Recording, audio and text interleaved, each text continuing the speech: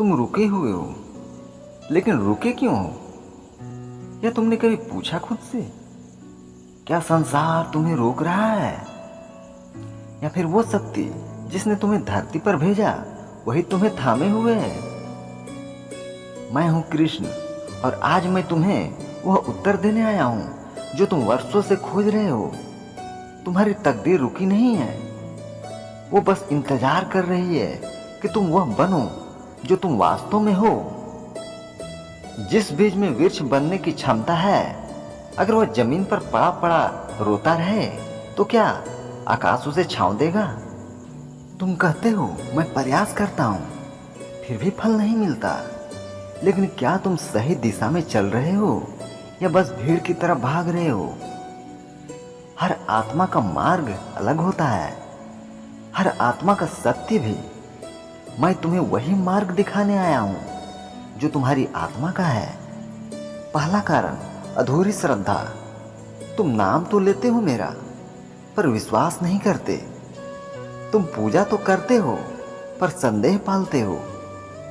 श्रद्धा तब फल देती है जब वह पूर्ण होती है। जैसे दीपक पूर्ण जलता है, अधूरी लौ अंधकार मिटा नहीं सकती। जब तुम अपने ही इष्ट पर भरोसा नहीं करते तो ब्रह्मांड क्यों भरोसा करे तुम पर? दूसरा कारण, समय से पहले की हड़बड़ी। तुम बीज बोते ही फल की उम्मीद करते हो, पर सबसे मधुर फल सबसे अधिक समय लेते हैं पकने में। जो जल्दी पक जाए वो जल्दी सड़ भी जाता है। मैं पूछता हूँ, क्या तुम तैयार हो उस वरदान को थामने के लिए जो तुम मांग रहे हो? क्योंकि समय से पहले मिला हुआ वरदान भी कभी कभी जीवन की परीक्षा बन जाता है, और मैं नहीं चाहता कि मेरी संतान टूटे। तीसरा कारण, आत्मा का पथ ना पहचानना। तुम जिस मार्ग पर चल रहे हो, क्या वह तुम्हारे मन की पुकार है या समाज की आवाज? जब आत्मा अपने सत्य से भटकती है तब सृष्टि ठहर जाती है। बाहर से मुस्कान, भीतर से मौन चीख, यह संकेत है कि कुछ तो गलत है। अब सुनो, मैं तुम्हें 3 दिव्य संकेत दे रहा हूं। यदि ये तुम्हारे जीवन में है तो समझो तकदीर रुकी नहीं है, वह तुम्हारे जागने का इंतजार कर रही है।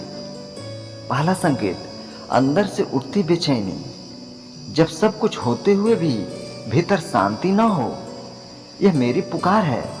यह चेतावनी नहीं, प्रेम है। जब तुम सबसे अधिक असंतुष्ट होते हो, वहीं से परिवर्तन का द्वार खुलता है। यह वह क्षण है जब मैं तुम्हारी आत्मा को स्पर्श करता हूं। दूसरा संकेत, बार बार विफलता। हर गिरना सजा नहीं, संकेत है। मैं चाहता हूं कि तुम अपनी दिशा पहचानो। हर असफलता एक नई दृष्टि का द्वार है। जब तुम बार बार गिरते हो और फिर उठते हो, तब तुम मेरे सबसे प्रिय हो जाते हो, क्योंकि तब तुम साधक बन जाते हो। तीसरा संकेत, अचानक की शांति। जब जीवन ठहर जाए और भीतर एक मौन उतर आए, कोई डर नहीं, कोई चाह नहीं, केवल एक मौन स्वीकार। यह वह क्षण होता है जब मैं तुम्हारे पास होता हूँ। जब आत्मा कहे अब कुछ भी हो, मैं शांत हूँ, वहीं से तकदीर का नवनिर्माण शुरू होता है। तुमने बहुत दौड़ लगा ली, अब कुछ पल ठहरो। अपने ही हृदय में उतर कर पूछो, तुम कौन हो? तुम्हें क्यों भेजा गया? तुम्हारी तकदीर किसी और के हाथ में नहीं, वह तुम्हारे विचारों, श्रद्धा और दृष्टि से बंधी है। जब तुम बदलते हो, तकदीर बदलती है। मैं तुम्हें कोई चमत्कार नहीं दे रहा, मैं तुम्हें तुम्हारी ही शक्ति का बोध करा रहा हूं। जैसे लहर में समुद्र की गहराई छुपी होती है, वैसे ही तुम्हारे भीतर सृष्टि की समस्त क्षमता है। पर तुमने खुद को छोटा मान लिया, यही तुम्हारी सबसे बड़ी भूल थी। हर बार जब तुम हार मानते हो, मैं तुम्हारे पीछे खड़ा होता हूं, पर तुम इतने शोर में होते हो कि मेरी मौन वाणी भी नहीं सुन पाते। अब समय आ गया है कि तुम मेरी बात सुनो, अपने भीतर की मौन ध्वनि बनकर। तुम्हारे भीतर जो चिंगारी है, वही तुम्हारी तकदीर की मसाल है। उसे बुझने मत दो। हर दिन साधना से उसे प्रज्वलित करो। हर दिन मुझे स्मरण करके उसे तेज बनाओ। तुम मेरी सृष्टि हो, मेरी संतान हो। तुम हारने के लिए नहीं बने।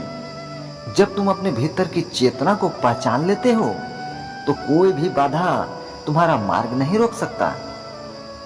अब उठो, क्योंकि अब तकदीर रुक नहीं रही, वह प्रवाह में आ चुकी है। तुमने मेरी वाणी सुन ली है, तुमने खुद को चुन लिया है, और जिसने खुद को चुन लिया उसे फिर ब्रह्मांड भी चुन लेता है।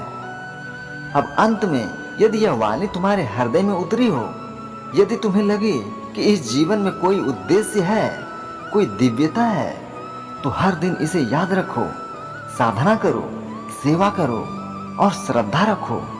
और अगर तुम ऐसे ही भाव, ऐसी ही प्रेरणा और श्री कृष्ण की दिव्य वाणी को सुनना चाहते हो तो वेगबान चैनल को अभी सब्सक्राइब करो। यह कोई साधारण चैनल नहीं, यह उन आत्माओं का स्थान है जो खुद को बदलना चाहते हैं, जो अपने भीतर के कृष्ण को पहचानना चाहते हैं।